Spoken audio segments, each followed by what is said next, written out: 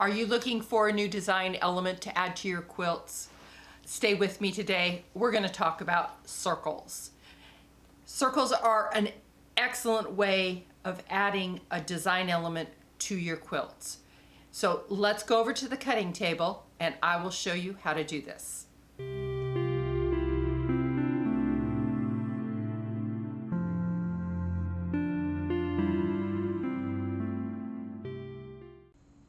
Hi, I'm Roberta from Quilt Crafters Corner, and today we're going to talk about circles in your quilts. Now, this is something that I learned to do probably 5 or 6 years ago. So it wasn't early in my quilting journey. It was probably sometime around the middle when I started exploring new ideas and new things to add to my quilts.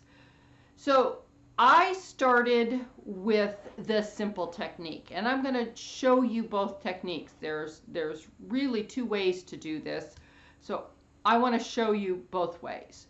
So the first one I have here is, this is the Drunkard's path, and this was done with circles made so they kind of lay on top of the squares and you top stitch them down. And the same goes for the block that I did called Moon Over the Mountain, and it is the same idea. It's got the big moon is the circle that's top stitched down. So let's take a look on how to do the interfacing method. So I start with a square, and what you want to do is you want to get a circle. Now there's several ways to do this, to get the circle. Now I started with graph paper, and I believe this is 8 or 8.5 inches, and I just folded my graph paper into quarters, in half and then in half again, so you're in quarters.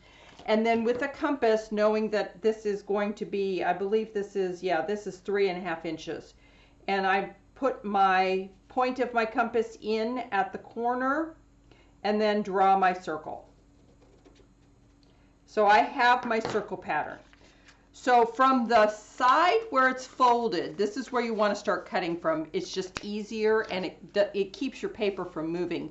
And make sure that you use your paper scissors, not your good fabric scissors for cutting paper.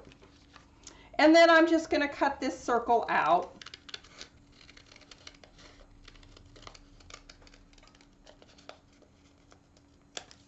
And this is what I mean about making sure that you hold that right so that you get a true circle. Okay. So there's my circle. I'm going to put it on top of my good side of the fabric, and I've got my interfacing with my iron-on facing the good side of my fabric. Take your circle, you're going to take your pen, and you're going to draw a line all the way around. You're going to draw your circle. Then I take this to my sewing machine, which I've done already, and I've sewn around that edge of the circle. Now, with your good sewing scissors, you're going to basically just cut this out. You're going to have so you have a 1/4 inch seam allowance all the way around this.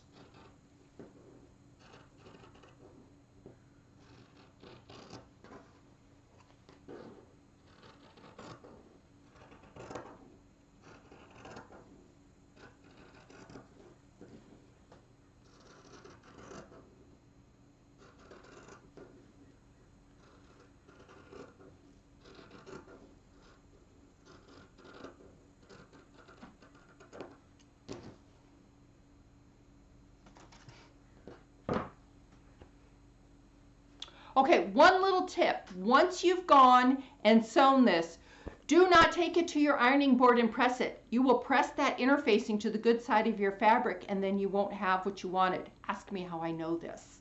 I've done it. So go, and once you've sewn this and you've cut it, now we're going to cut little notches around the edge so that it lies flat once we turn it the right way out. So I'm just going to go through here, and just every 1/4 inch, I'm just going to cut, trim, just make notches all the way to my sewing line. Don't cut through your sewing line. Be very careful. This takes a nice sharp pair of scissors to do this. So if it's not, these happen to be my go-to sewing scissors, so, and they are sharp.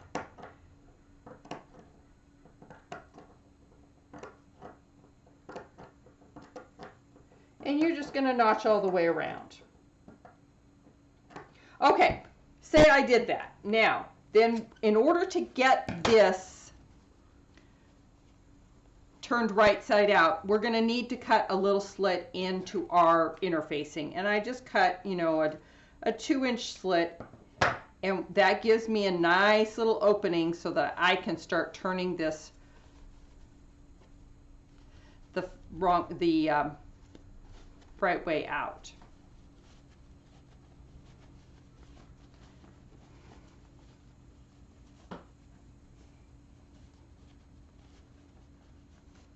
Now what I do is I take my fingernail and I run it along that edge, the seam of the interfacing and the fabric, and just kind of push it out and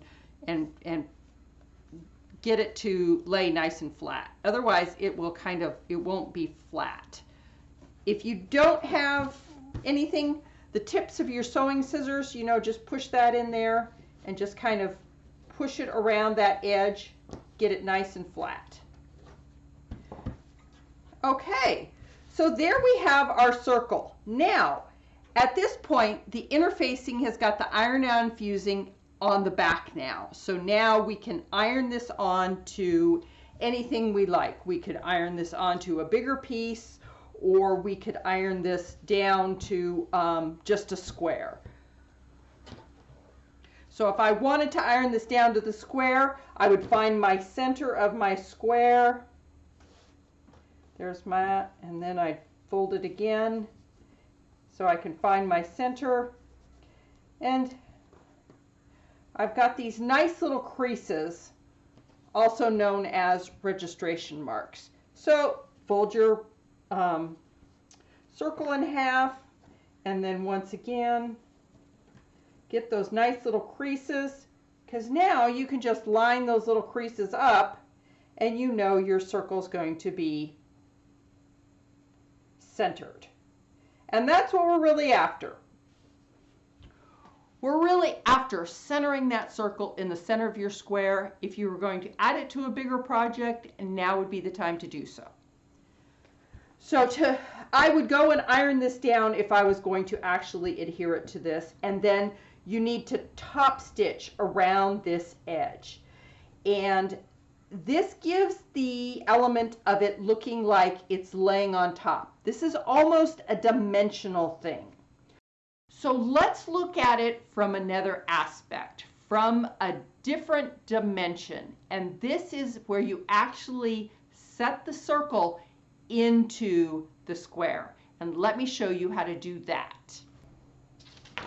Okay, using my same template, I would have, although this is bigger, I made this one bigger. So I used a bigger template for this, and when you're doing it this way, always make sure your square is going to be bigger than you need it. And the reason why is because sometimes when you sew this circle, it's going to shrink, and it's going to because it's going to deform the outer edge, because this is all on the bias. And then your center circle is also on the bias. So because this stretches and moves, see how that kind of stretches and gives you that? Well, this does the same thing. This stretches and moves. So always cut your outside square bigger than you need it, so that when you get this circle set in here, it's going to, 1, fit, but 2, you can trim this up to the right side you need it. Okay, so now I want to get this on the outside of there. Now I'm going to do the same thing I just did with my other one. I am going to make those little registration marks, and you can do this with fingernail, or you could even mark it. If you have a lighter fabric, you could mark it, or iron it. Just iron those little so that you have a nice crisp element that you can see. And you're going to do this, and you're going to fold it one more time into quarters. And you're going to do this because that way you're not sewing a long distance without having these little registration marks. Okay, so there's my first set, and you can kind of see them here and here and here, here, here, and here. So now we're going to do the same thing with our square. And the reason why we're going to do this is because we're going to be able to match those up. And we want to see those so that when we go to sew this, we can line those up. So once again, I'm going to do it here at the halfway point, and we're going to do it again at the halfway point. Now, to avoid doing 4 layers, I do this and give myself that mark there, and then same thing with this one.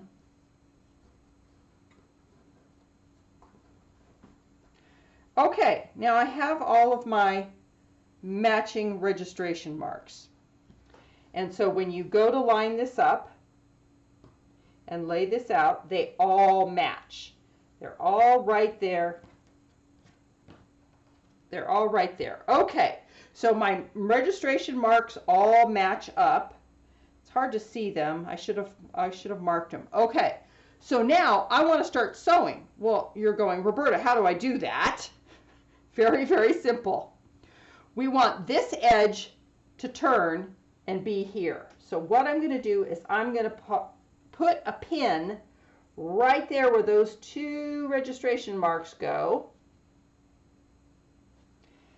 Now, you're thinking, okay, how am I going to sew that?